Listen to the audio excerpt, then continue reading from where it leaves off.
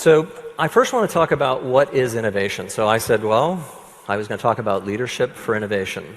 Well, what is innovation? So let's talk about that. It's just something that is both novel and useful. It doesn't have to be a widget. It doesn't have to be an iPad. It could be a business process. It could be anything. So a lot of people have this idea that innovation just springs from your mind. You know, there it is, all done. And so here's a picture that I'm sure everybody recognizes, Albert Einstein. We put that up there because if we put up a picture of Thomas Edison, you wouldn't know who that was.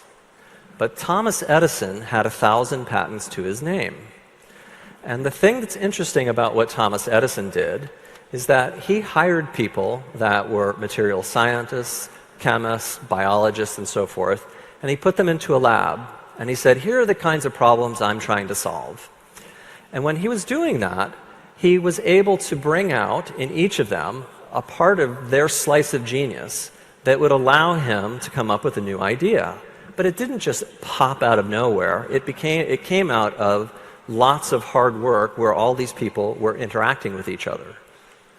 So similarly, Albert Einstein didn't just one day sit down and say, hey, you know, I think I'll write down the theory of relativity on this one piece of paper and win a Nobel Prize.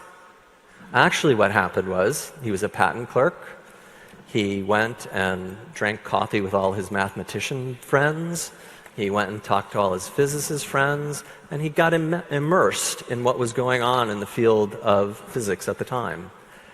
And as a result of that, and a result of banging ideas of his against his friends and thinking about these issues, he came up with the idea of relativity.